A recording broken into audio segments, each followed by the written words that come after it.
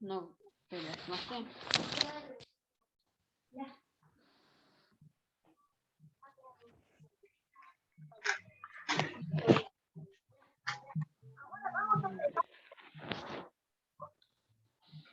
¿Cómo tenés negro?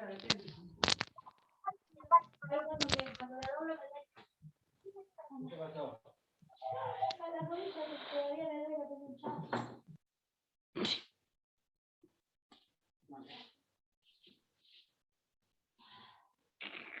Hablando por teléfono. Con el celular agarrado.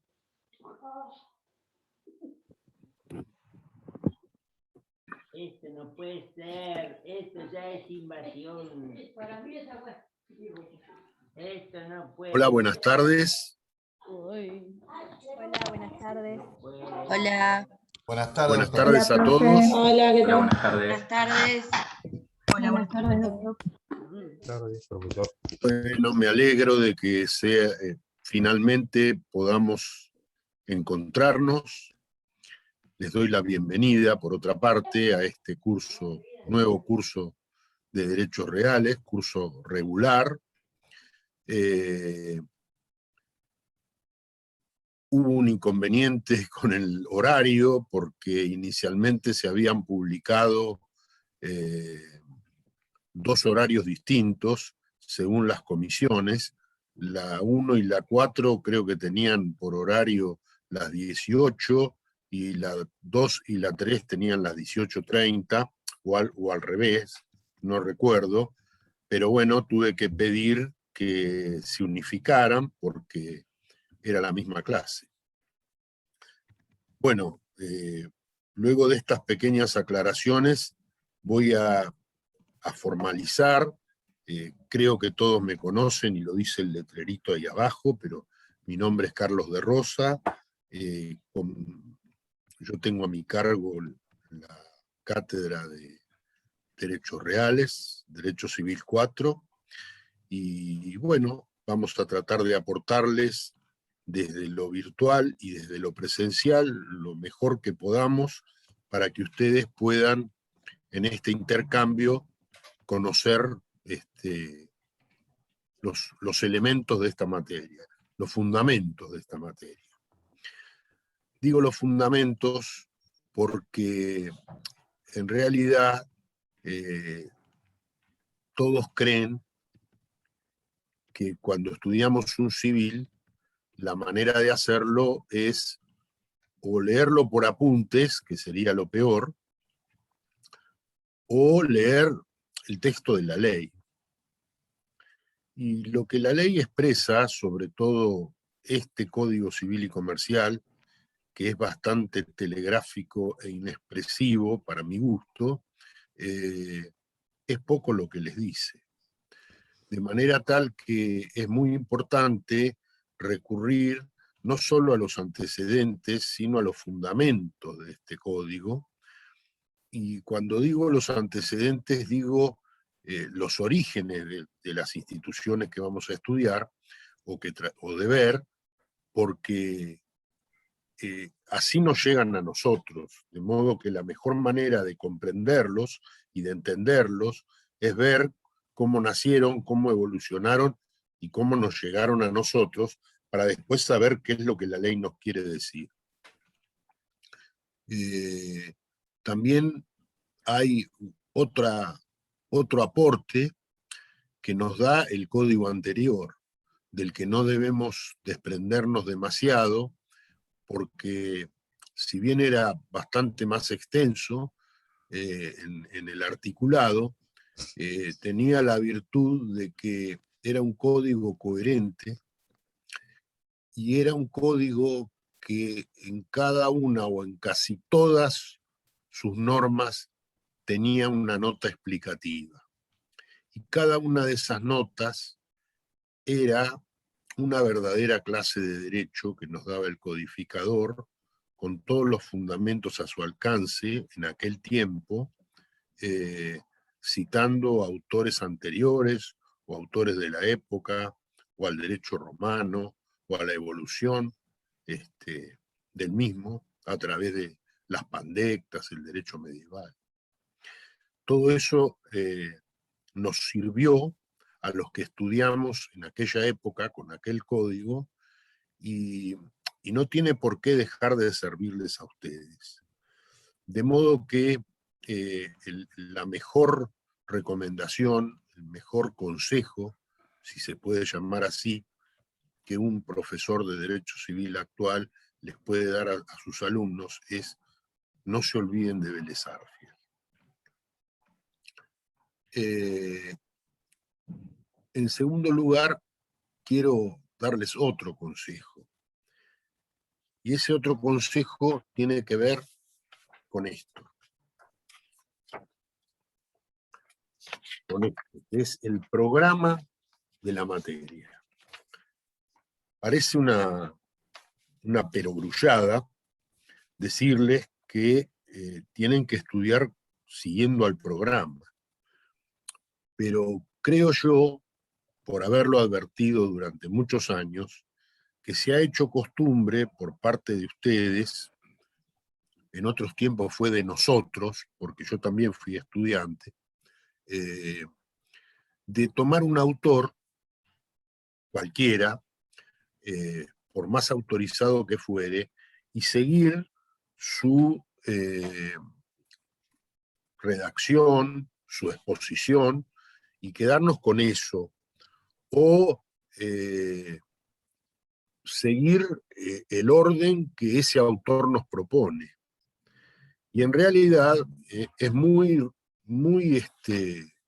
difícil encontrar un autor que siga el orden de nuestro programa y que incluya todos los conceptos que incluye el programa nuestro.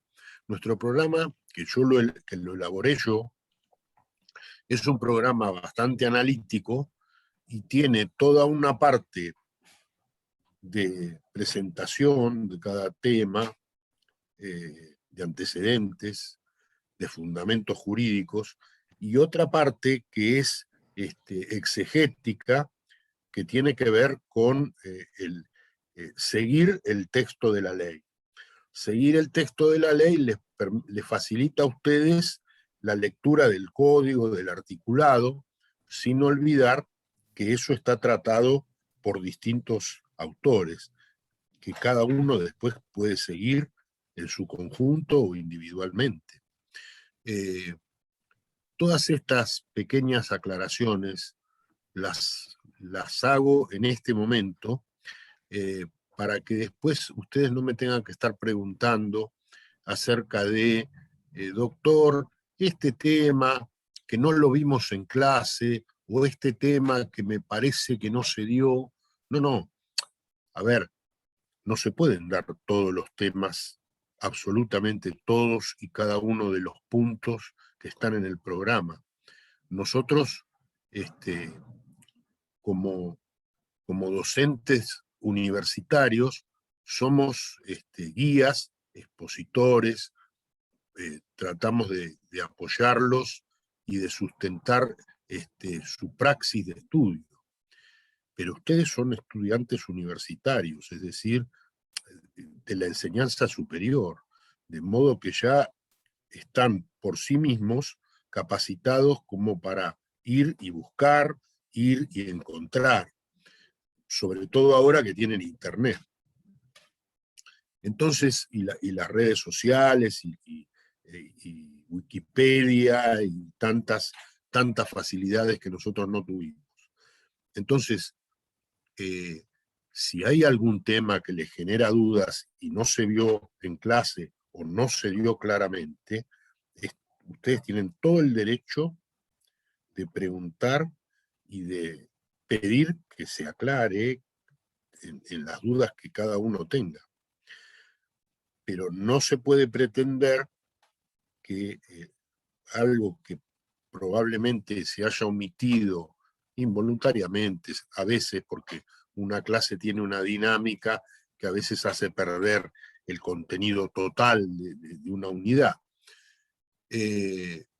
Pretender que esa parte no esté incluida luego. Esto sería algo así como que el día que ustedes sean profesionales y venga un cliente a preguntarles acerca de una cuestión cualquiera, ustedes digan, ah, no, bueno, pero eso no lo estudié, no lo sé, porque no me lo dieron en clase. Sería algo absurdo, ¿no es cierto? Bueno, de la misma manera, nosotros lo estamos aclarando ahora para que ustedes recojan el guante y ejerzan de verdad esa condición de estudiantes universitarios que por supuesto ya tienen sobradamente porque están en la parte final de la carrera. Esta es una materia de cuarto año y bueno, ya es como que tienen 3 civiles embolsados, para hablar en criollo, y por lo tanto toda la autoridad como para decir, bueno, voy ahora a estudiar este cuarto civil que son los derechos reales. Claro está que los derechos reales son al derecho civil como Kant a la filosofía. Ustedes no sé si en algún momento leyeron algo de filosofía, pero algunos autores que la clasifican, dividen los autores y dicen, bueno, hasta Kant y después de Kant. Bueno, yo no me creo el titular de la materia que es el ombligo de la carrera, ni mucho menos. Pero es cierto que los derechos reales son derechos diferentes, y ustedes lo van a comprobar muy pronto, y por lo tanto son derechos diferentes, distintos a los que ustedes han venido estudiando. De manera que les sugiero que pongan énfasis en la atención de las clases, en tratar de comprender lo que el docente les dice o les indica, y obviamente recurrir al profesor cada vez que lo necesiten, en una pregunta, en una consulta y en lo que sea. Para eso estamos. Ese es nuestro deber como docentes, evacuar todas sus dudas, aunque también generarlas, porque como decía un gran profesor que yo tuve alguna vez, él decía, me conformo con dejarles un mar de dudas cada vez que les doy clase. ¿Por qué? Porque eso, bueno, nos obligaba a acudir a los libros, a ver de qué se trataban, cómo evacuar esas dudas, cómo rellenar esos agujeros, ¿no es cierto? Bueno, ¿y por qué es distinta la materia de los derechos reales? Miren, cualquiera sea el autor que ustedes consulten, serio, por supuesto, y no un apunte, sea antiguo o moderno, sea clásico o tradicional, o como dicen ahora, modernoso,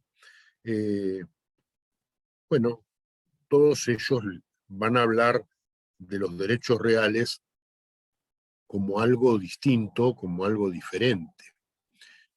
Tradicionalmente, la parte más jurídica, si se quiere, del derecho civil, es el derecho civil patrimonial. Y el derecho civil patrimonial, tradicionalmente, está estructurado sobre la base de una gran división que viene desde el nacimiento, desde la niñez del derecho civil, que son los derechos personales y los derechos reales. Como dice un autor ya fallecido, pero muy claro, que era un español que se llamaba Puig Peña, bueno, él decía que en la infancia del derecho civil todos eran derechos personales. ¿Por qué? Porque la persona era como que estaba muy presente en la titularidad. Pero con el tiempo comenzó a distinguirse primero en lo que se refería al ejercicio de las acciones, en el derecho romano ya más clásico, no en el primitivo, muy formalista, muy estructurado en las formas, y allí los romanos comenzaron a distinguir entre lo que eran la actio in personam y la actio in rem, es decir, las acciones personales y las acciones reales. Pero con el tiempo, ya no solo las acciones comenzaron a ser objeto de esta distinción, sino que también los derechos. Y hoy, más allá de algunas posturas doctrinarias muy peculiares, generalmente se admite esta división y esta distinción entre los derechos reales y los derechos personales. Para comprenderla, yo voy a tratar de entrar, por así decirlo, en esta distinción, partiendo de la base misma de ambas ramas, por así decirlo, ambas categorías, que es otra categoría mucho más abarcadora, incluso ius filosóficamente, que son los llamados derechos subjetivos. Bueno, ¿qué es un derecho subjetivo? Un derecho subjetivo, según nos enseñaban allá en Introducción al Derecho, no sé si todavía la tienen como materia o ahora se llama de otra manera, bueno, había dos grandes expositores al respecto, más allá de que hay muchos ensayos al respecto, pero estos expositores de alguna manera recogían aquella distinción que hacían los romanos entre norma agendi y facultas agendi. La norma agendi era el derecho objetivo, era la norma dada, la norma impersonal, genérica, dirigida a todos. Y la facultas agendi era la facultad que cada uno de los sujetos destinatarios de las normas objetivas podía ejercitar válidamente invocando esa norma objetiva. Si sintetizamos esa idea, el derecho subjetivo no sería otra cosa que una facultad jurídica. Otros autores trataron de ingresar, por así decirlo, en la naturaleza jurídica de esta facultad jurídica, ¿no es cierto?, de esta suerte de poder jurídico que importa todo derecho subjetivo. Y así, por ejemplo, Savigny, Federico Carlos von Savigny,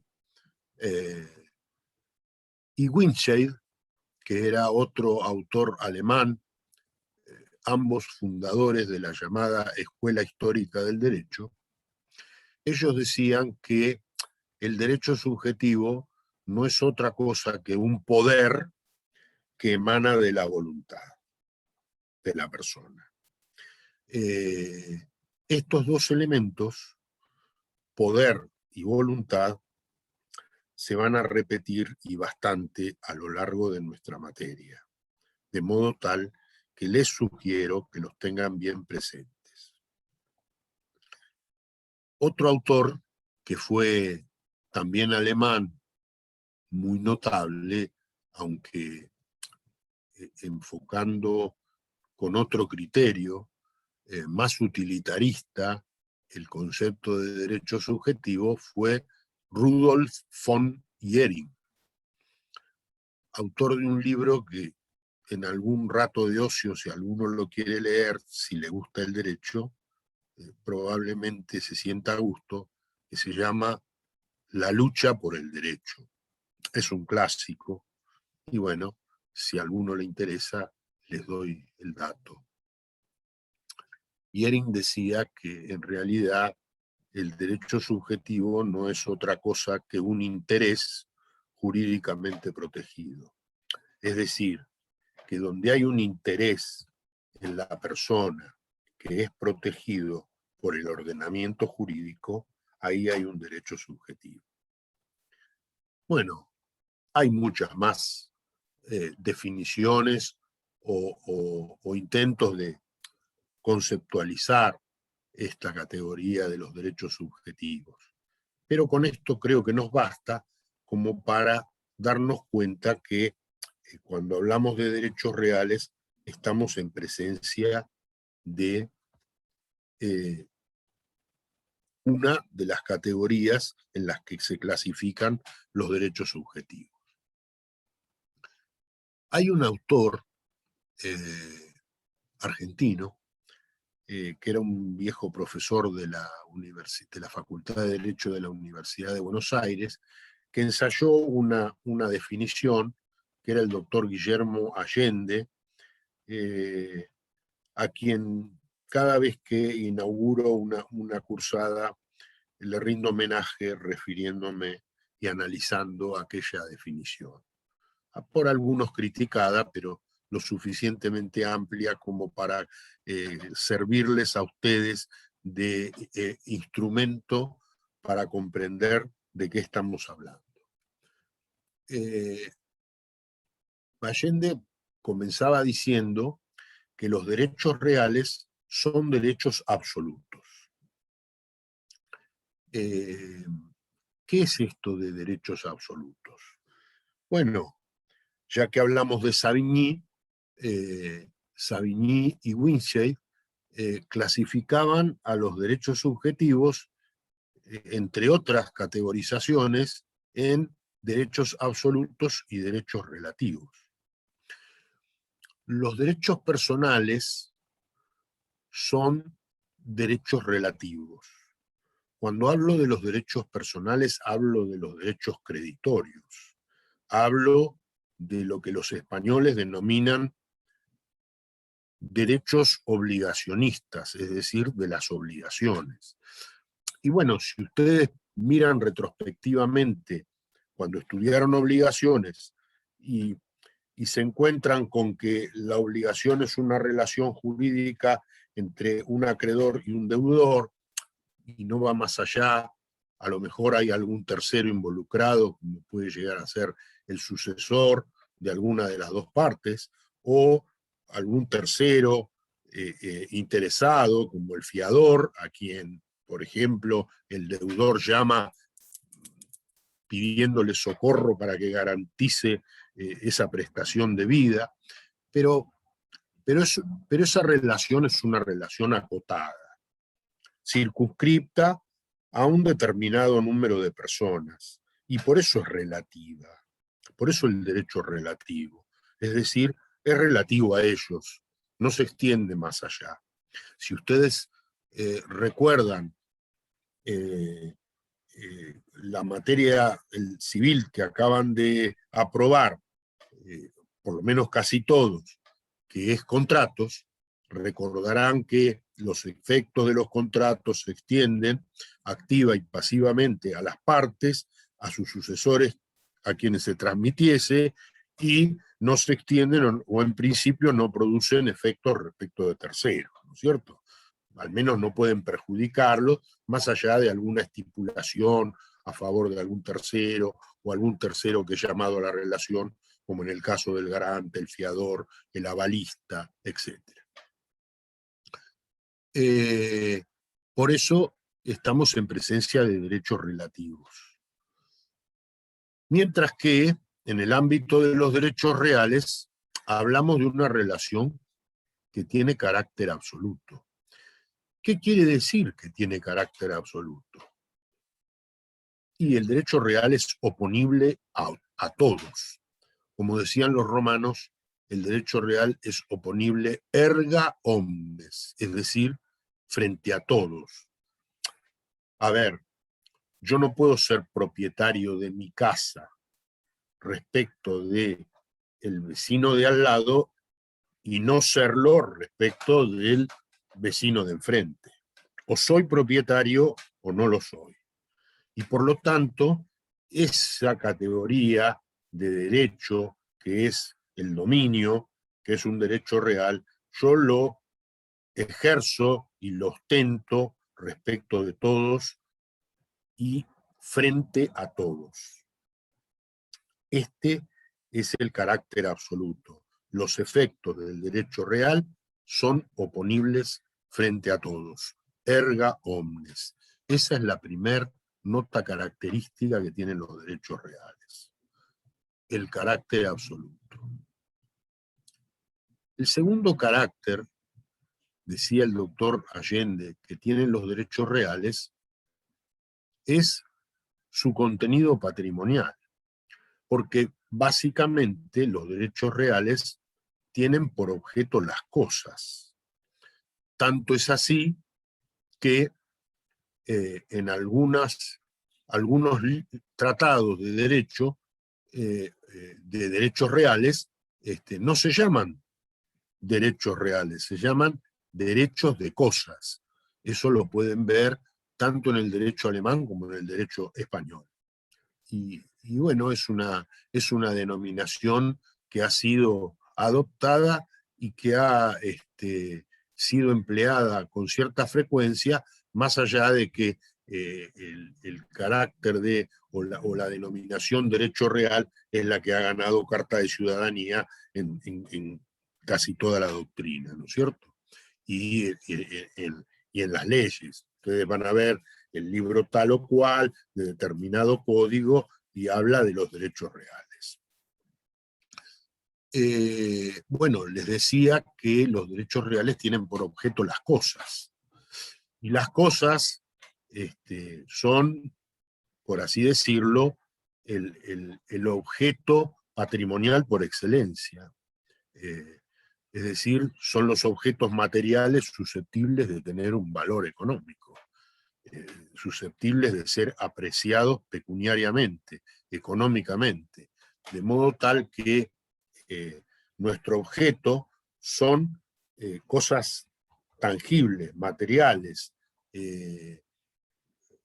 Con la modernidad se han incorporado algunas otras materias, por así decirlo, como la energía, que con el tiempo se descubrió que también es materia, de otra índole, pero estos materiales son, en principio, las cosas, el objeto de los derechos reales, aunque, según vamos a ver, por excepción, a veces determinados créditos contenidos en determinado tipo de instrumentos pueden también ser objeto de derechos reales o algo parecido, como los derechos intelectuales también, que es una categoría un poco sui generis que viene de la mano de los derechos reales. Entonces ya tenemos hasta aquí que los derechos reales son derechos absolutos y que además son derechos de contenido patrimonial. Bueno, ¿Cuál es el esquema jurídico, el estatuto jurídico de los derechos reales? ¿Qué normativa tienen los derechos reales? Bueno, se dice que los derechos reales están regulados por normas de orden público. ¿Qué quiere decir normas de orden público? Las normas de orden público, como decía Savigny, son las normas positivas rigurosamente obligatorias. ¿Qué es esto de normas positivas rigurosamente obligatorias? Bueno, hay normas que para algunos son las denominadas normas imperativas, es decir, aquellas que las partes no pueden dejar de lado por convención o por disposición de última voluntad, porque están en juego la moral, las buenas costumbres, intereses superiores, el orden público, y otras que solo interesan, por así decirlo, a los particulares. Esas son las llamadas normas dispositivas. Los derechos personales están prácticamente plagados de normas dispositivas. ¿Qué quiere decir esto de las normas dispositivas? Que la ley las dispone y las pone a disposición de los particulares y de las partes. Pero en realidad, en el ámbito de los derechos personales, por ejemplo, los contratos, no rige el orden público, no rige esa rigurosidad. Muy por el contrario, rige el llamado principio de autonomía de la voluntad. Es decir, que la convención forma para las partes una regla a la cual deben someterse como la ley misma. ¿Qué quiere decir esto? Quiere decir nada menos que los particulares pueden, cuando convienen, cuando celebran un contrato, pueden establecer las normas que van a regular esa relación. Es decir, que esas normas nacen de la voluntad de los contratantes, de los particulares, que van estipulando el contenido del contrato y las distintas obligaciones. Es decir, que el contrato es, en principio, el resultado de ese conjunto de estipulaciones emanadas de la voluntad del contrato. Es decir, el contrato, ¿qué es? Es un acuerdo de voluntades en donde las partes se ponen de acuerdo en una declaración de voluntad común que va a regular sus derechos dentro de la relación. Bueno, muy bien. Ese es el principio de autonomía de la voluntad. Las partes tienen el poder de autorregular sus propias conductas, es decir, de legislar para su propia relación. Esto más allá de algún avance del derecho del consumidor bastante importante, como son los contratos por adhesión, los contratos sujetos a normativas generales, ¿no es cierto?, disposiciones generales de los contratos, bueno, la letra chica, la letra grande, a la cual terminamos adhiriendo como consumidor. Este es el menú, lo toma o lo deja, y si acepta, bueno, aceptó. Es una imposición. Bueno, al menos está la libertad de decir sí o no, de aceptarlo o de firmarlo o no. Pero en principio la idea de contrato es que las partes convienen en celebrar una declaración de voluntad común. Y obviamente que esta relación regulada por aquellas estipulaciones dispuestas por las partes y nacida de la voluntad de ellas, tienen también algunos límites, obviamente, pero esos límites son con fines a veces precisos, como disposiciones expresas o implícitas del legislador, condiciones prohibidas, etc., y otras con límites relativamente imprecisos, como por ejemplo la buena fe, la buena costumbres, el ejercicio regular de los derechos, todo lo cual va a terminar siendo valorado ni más ni menos que por un juez, para decidir finalmente si esta norma o si esta estipulación es válida o no es válida, si es lícita o no es lícita, si es jurídica o si es antijurídica. En los derechos reales no sucede esto. Los derechos reales están regulados por normas de orden público. ¿Qué es el orden público? Bueno, hay dos aspectos, digamos, del orden público. Está el orden público como concepto, es el que sería el conjunto de principios esenciales que caracterizan o hacen a una sociedad dada en un tiempo dado y en un territorio dado, y que lo distinguen de otras sociedades anteriores o contemporáneas, pero que existen en otro territorio, por ejemplo. Ese es el orden público como concepto ius filosófico. Y después está el orden público normativo. El orden público normativo es del que estamos hablando. Normas positivas rigurosamente obligatorias. ¿Qué quiere decir esto? Quiere decir que son normas impuestas por las leyes, por la ley, que los particulares no pueden dejar de lado. ¿Por qué no pueden dejar de lado? Porque los derechos reales, como decía Vélez Sarsfield en una vieja nota al artículo 28 de su código, él decía que los derechos reales están impuestos en miras al bien público y a las instituciones políticas. Y por lo tanto, no pueden depender de la voluntad de los particulares. ¿Se imaginan ustedes si el concepto de dominio o el concepto de propiedad, más amplio todavía, dependiera de la voluntad de cada uno de los ciudadanos de este país? De hecho, en algunos aspectos pareciera ser así, pero en realidad el dominio, el contenido del dominio, el concepto, etcétera, etcétera, el estatuto que es inherente al dominio, nace de la ley. ¿Por qué? Porque hay un interés superior en que ese estatuto sea homogéneo, igualitario para todos.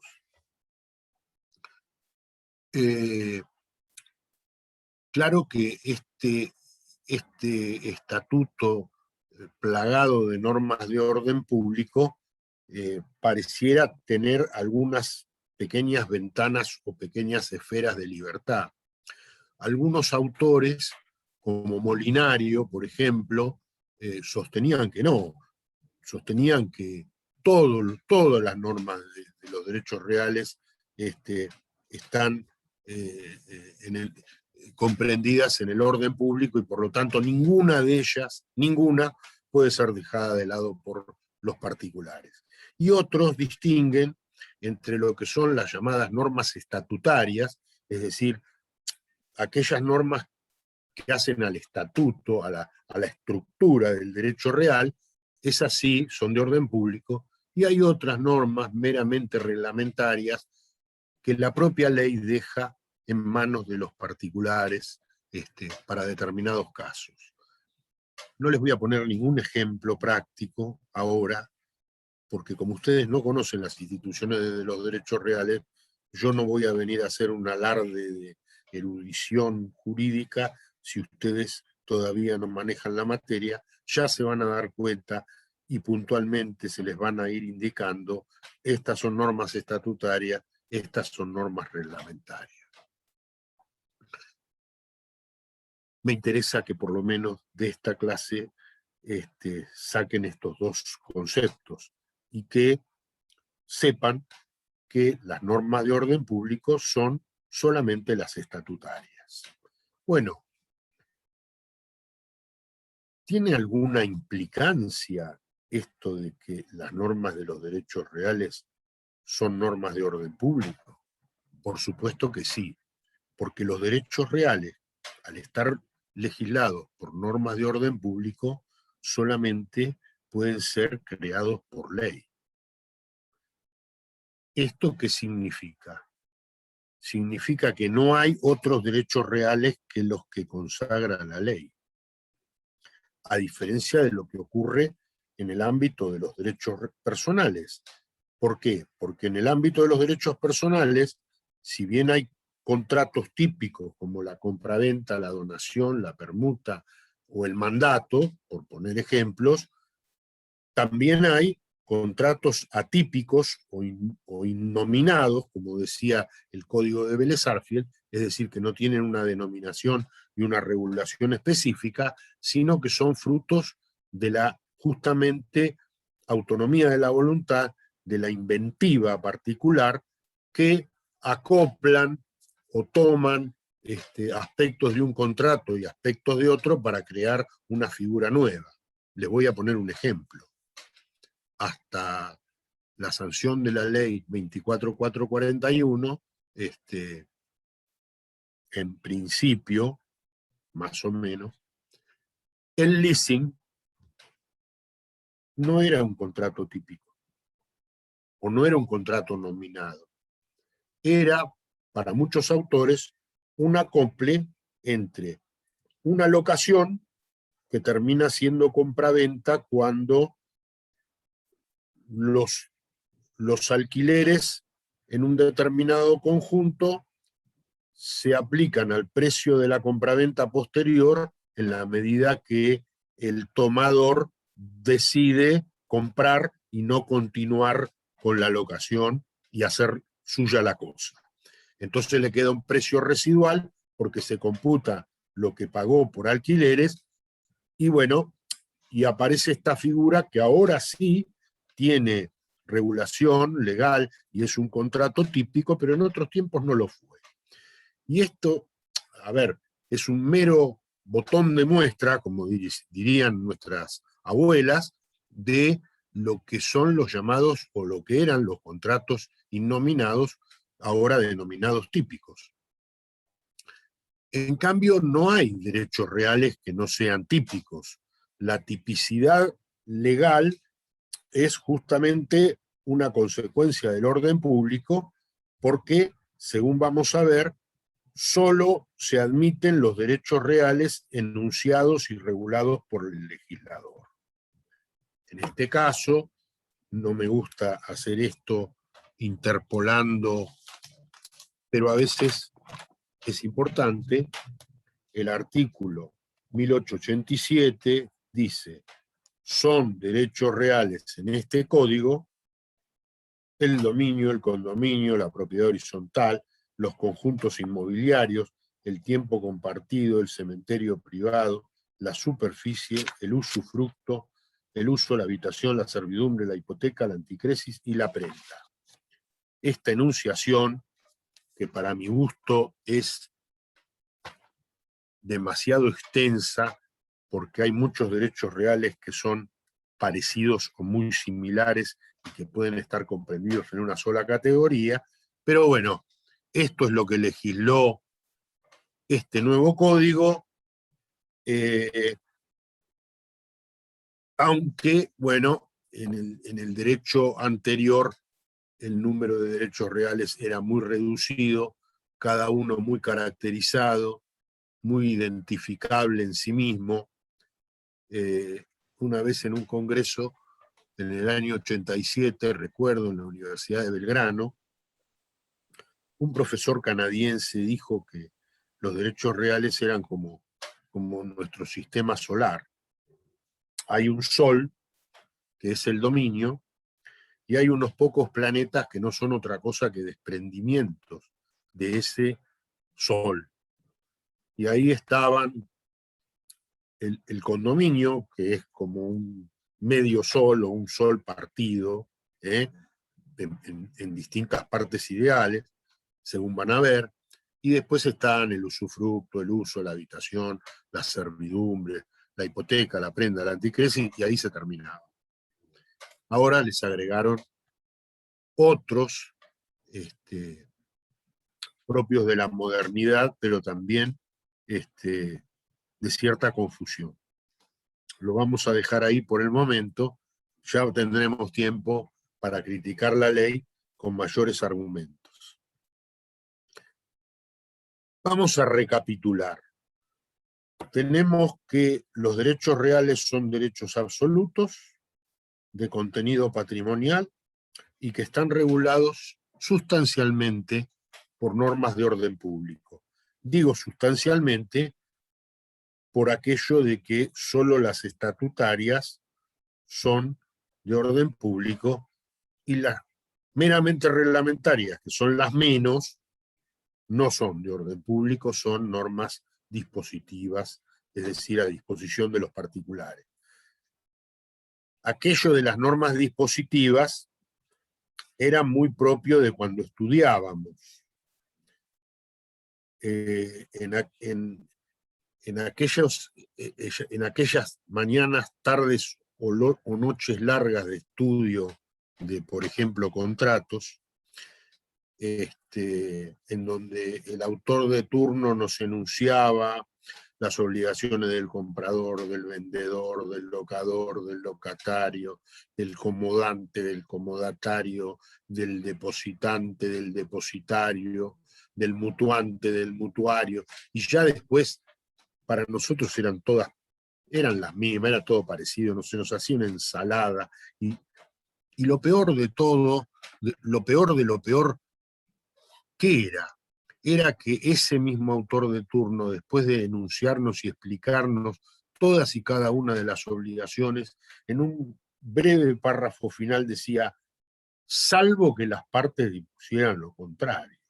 Con lo cual nos quería decir que esas son normas dispositivas, que están ahí a disposición de las partes, pero las partes pueden disponer lo contrario, por lo menos en una amplia mayoría de prestaciones. Algunos plazos o lo que fuere, por ejemplo en la locación, son de orden público, pero nada más que unas poquitas normas. Unas poquitas normas que no alcanzan para teñir el sistema, ¿no es cierto? Bueno, ¿qué regulan estas normas de orden público, siguiendo con el orden de aquella definición? Regulan una relación entre una persona y una cosa. Una relación directa e inmediata entre una persona y una cosa. Bueno, ¿qué relación es esta? ¿Qué clase de relación es? ¿Es una relación jurídica? Sí, es una relación que tiene un contenido jurídico. Ah, ¿para qué decimos esto?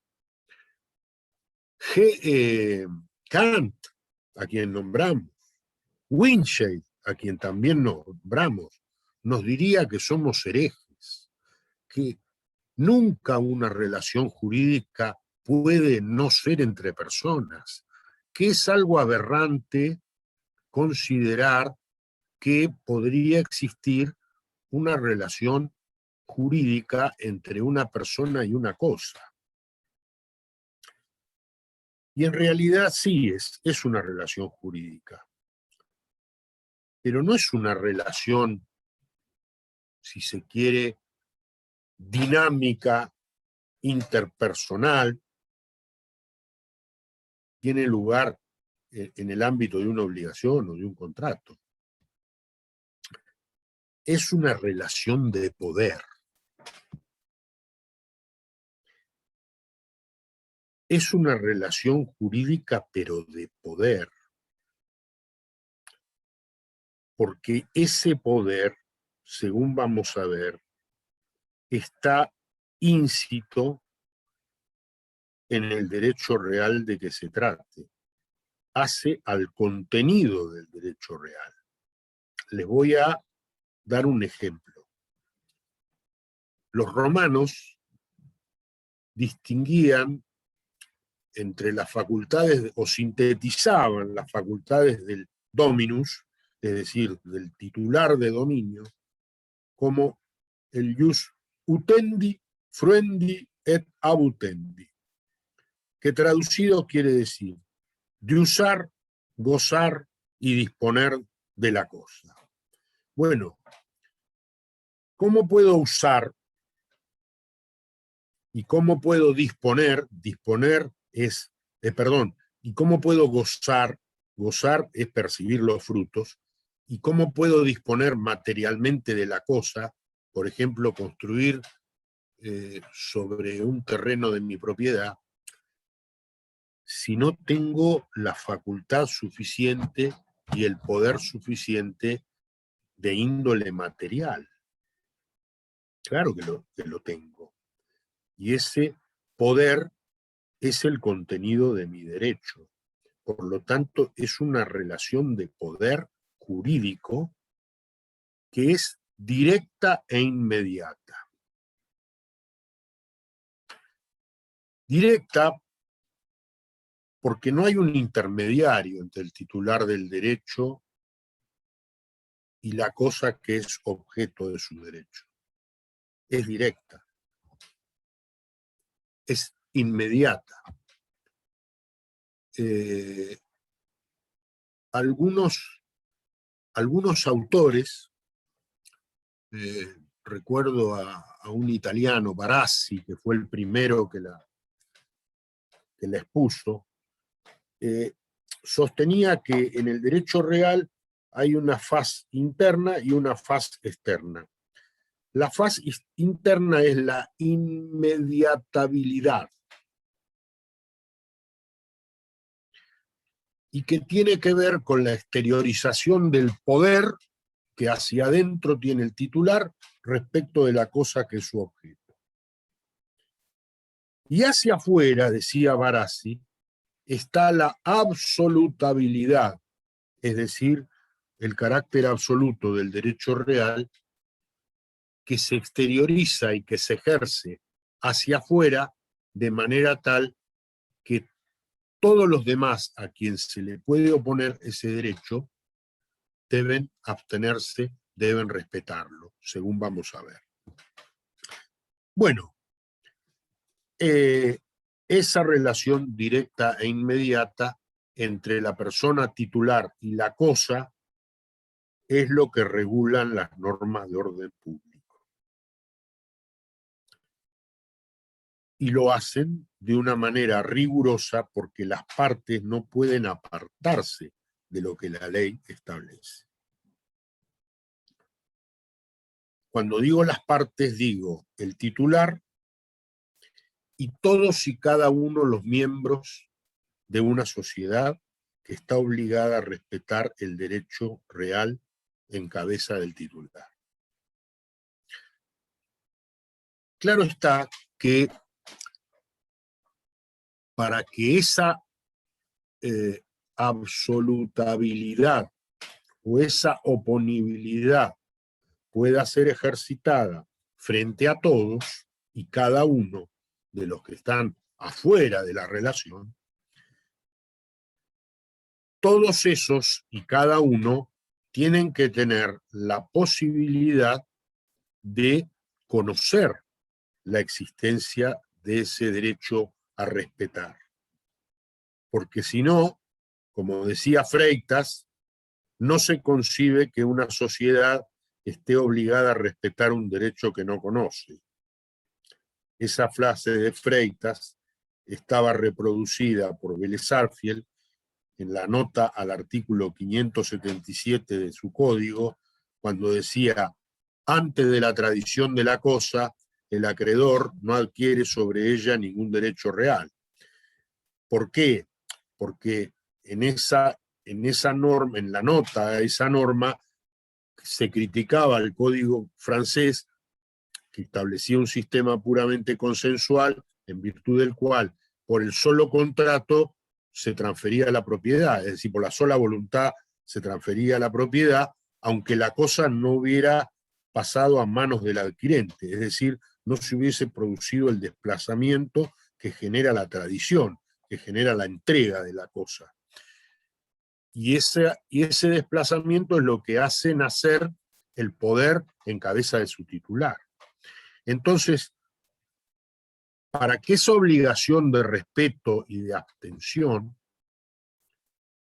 a cargo de todos y cada uno de los miembros de la sociedad que está fuera de la relación, obligación de no hacer, para que esa obligación sea exigible, esa sociedad en todos y cada uno de sus miembros debe tener la posibilidad de conocer la existencia del derecho a respetar.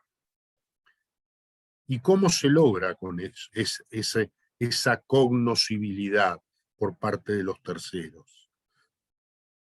Se logra mediante el mecanismo de la publicidad. En el ámbito de los derechos reales hay una publicidad natural y una publicidad artificial. La publicidad natural es la posesión. Ese poder de hecho que tiene todo propietario se exterioriza a través de su posesión, que cuando es pública, es pacífica, es continua, es a título de dueño, es ininterrumpida, no hace otra cosa que exteriorizar la apariencia de un derecho. Por lo tanto, esa posesión es un medio de publicidad natural de los derechos reales. Y después hay otra publicidad que es artificial, que es la registral, es decir, hay registros, el registro de la propiedad inmueble, el registro de la propiedad automotor, etcétera, que publicitan algunos de ellos los títulos de adquisición y otros publicitan los propios derechos, el dominio mismo de las cosas. Generalmente esto tiene lugar respecto de cosas especiales, como por ejemplo los inmuebles, los automotores, los buques, las aeronaves, el ganado también, hay propiedad de ganado, o los animales de pura sangre, por ejemplo. Todo eso, esos registros consagran una suerte de radiografía, de ecografía, si ustedes quieren, más estática, por cierto, de la vida jurídica, del derecho real a respetar. Y bueno, el registro es un recurso técnico al que el derecho acude para lograr esa cognoscibilidad. Ahora vamos a recapitular otra vez. ¿Para qué? Para recordar que los derechos reales son derechos absolutos de contenido patrimonial, que están regulados por normas de orden público, que establecen entre una persona que es el titular y una cosa que es el objeto, una relación directa e inmediata que previa publicidad obliga a los terceros a abstenerse de realizar cualquier acto que importa un ataque o un menoscabo a ese derecho real o a esa relación real. Y ahora viene la pregunta del millón. ¿Qué pasa si alguna oveja negra dentro de esa sociedad decide no respetar el derecho? Decide incumplir con esa obligación de no hacer. Bueno, en ese caso, la ley, no el contrato, no el testamento, la ley le concede al titular del derecho violentado o menoscabado o turbado acciones reales. las acciones reales se diferencian de las acciones personales. ¿Por qué? Porque para defender el derecho real, que tiene la absolutividad y la inmediatabilidad, como decía Barassi, tienen que tener dos normas o dos ingredientes o notas características. La primera de ellas es lo que los romanos denominaban ius preferendi, es decir, el derecho de preferencia. Ese derecho de preferencia está dado por un principio o un axioma, también enunciado por los romanos, que es propio de los derechos reales y no tan propio de los derechos personales.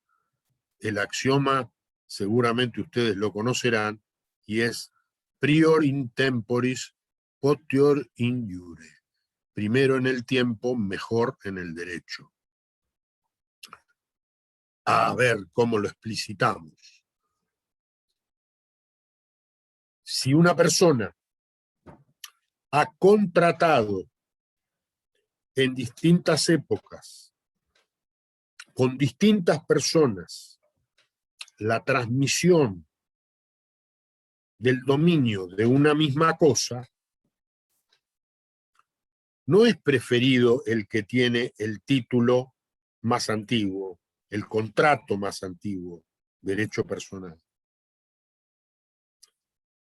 Es de todos ellos el primero que fue puesto en posesión de la cosa, porque solo a partir de esa entrega, solo a partir de que tuvo lugar la tradición, se adquirió el derecho real.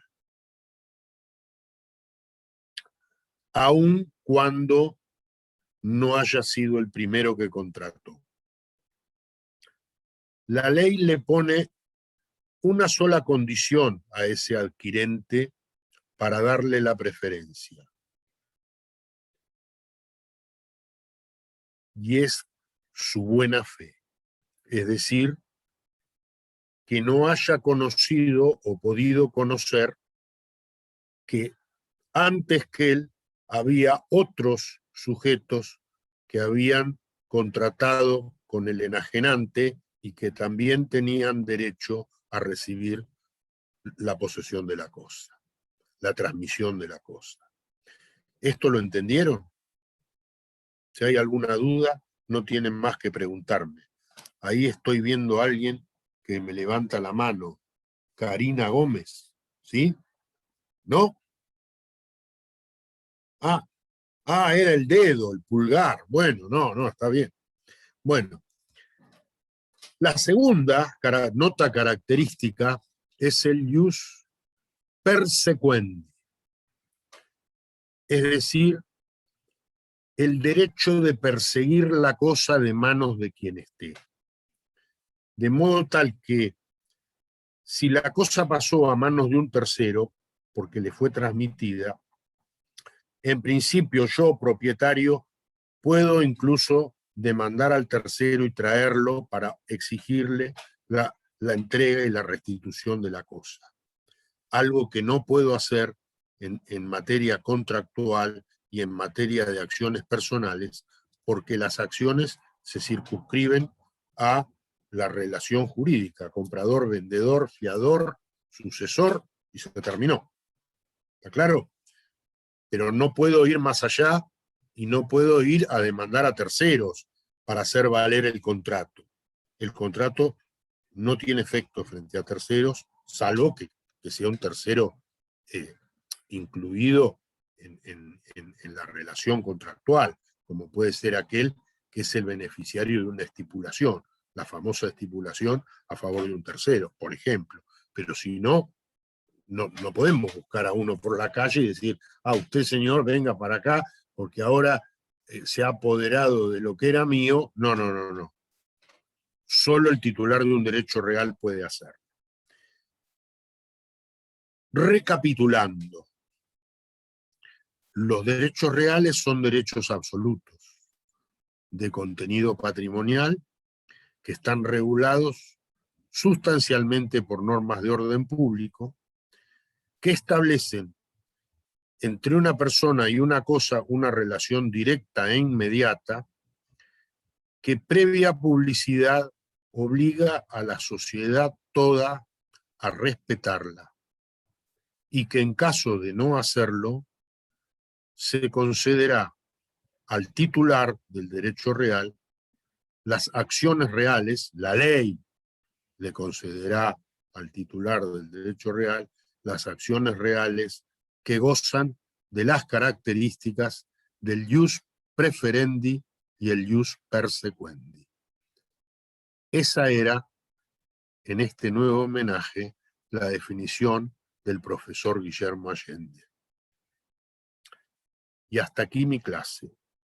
Si hay alguno que quiera preguntarme algo, me lo pregunta. Y si no, nos veremos el miércoles que viene. Como ustedes quieran, no sé si hay alguna duda, algo que no entendieron, algo que me quieran preguntar, estoy a disposición de ustedes para lo que necesiten. Doctor, ¿Cómo no? Aquí estoy. perdón, ¿usted podría dejarnos un mail? Mi mail y todo lo demás está en el campus. Pero ustedes se pueden comunicar conmigo a través del campus y en el campus también van a poder tener mi mail. No obstante lo cual, si alguno lo necesita de manera expresa, yo se lo voy a dar. Pero lo pueden sacar del campus sin ningún tipo de problema. Con ir a la página respectiva del curso, allí van a encontrar mi mail, van a encontrar un ámbito donde puedan intercambiar preguntas, pedirme sugerencias y demás. Quiero decirles... Doctor, una consulta. Sí. Así después lo dejo tranquilo. Me quedó el concepto de la tipicidad legal, no me quedó claro que es consecuencia del carácter de orden público de las normas, ¿no? Exactamente. Eso. Miren, les voy a, para completar, ya que estamos y me lo piden, les voy a dar lectura a 2 o 3 normas que consagra el código en el título primero del libro cuarto, capítulo primero. La primera norma es el 1882, que da el concepto de derecho real, que dice: el derecho real es el poder jurídico de estructura legal. Eso de la estructura legal tiene que ver con que solo la ley y nada más que la ley, que se ejerce directamente sobre su objeto en forma autónoma y que atribuye a su titular las facultades de persecución y preferencia y las demás previstas en este código. Creo que más o menos se acerca a la definición que vimos, aunque creo que la nuestra es más analítica y desarrolladora, por eso la sigo empleando. Bueno, en el artículo siguiente está el objeto, que son las cosas, etcétera. Bueno, ya lo vimos. Me interesa mucho que ustedes vean el 1884, porque ahí habla de la estructura que tiene que ver con las normas estatutarias. Y miren lo que dice. Dice: la regulación de los derechos reales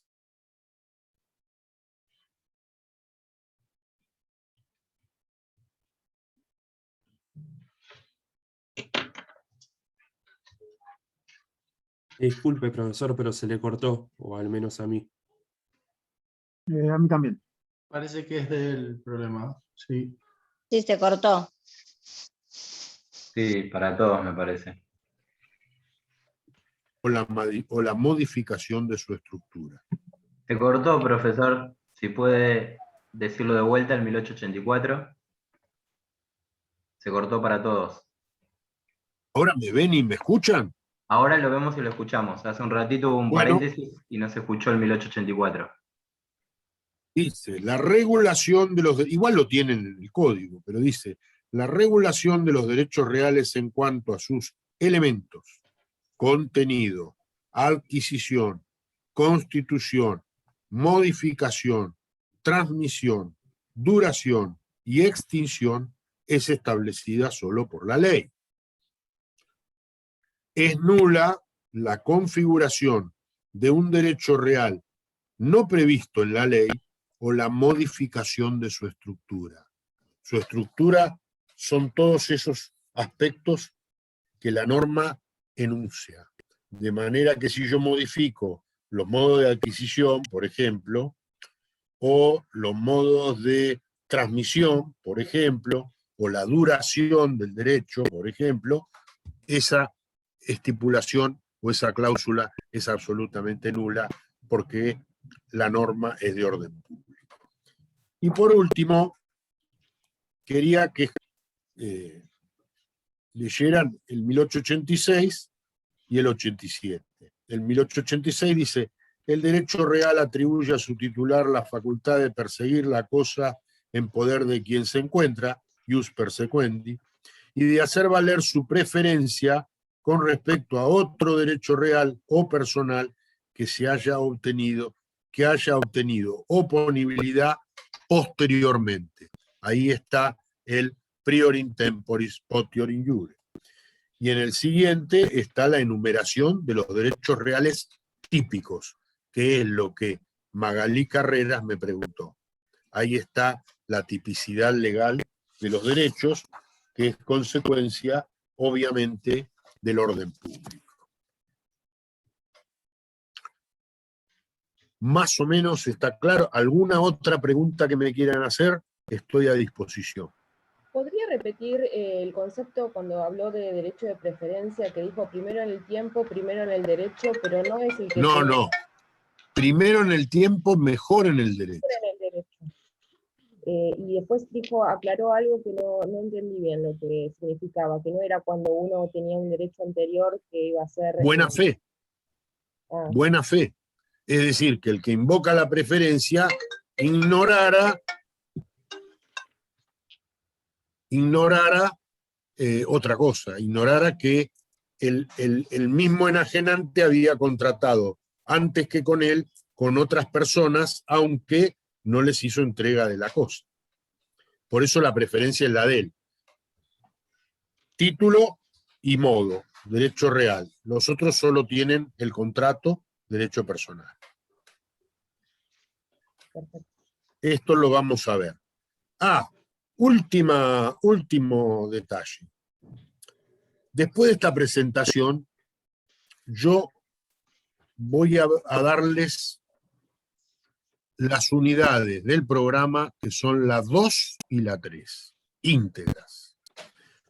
Y van a tener comisiones que son virtuales, la 1 y la 4, y comisiones que son mixtas, es decir, 2 clases presenciales, 1 virtual, la 2 y la 3. Dependen cuáles se hayan anotado, pero creo que la virtualidad es amplia, pueden ir todos aquellos que quieran escuchar las clases, porque así debe ser. En la universidad el conocimiento es del que en realidad no en la universidad, en todos los ámbitos el conocimiento no es del que debe darlos, sino del que los necesita. Así que espero haber sido claro en esta clase y hasta el miércoles que viene. Hasta el miércoles. Muchas gracias. Gracias. Gracias, profe. Muchas gracias. Gracias, profe.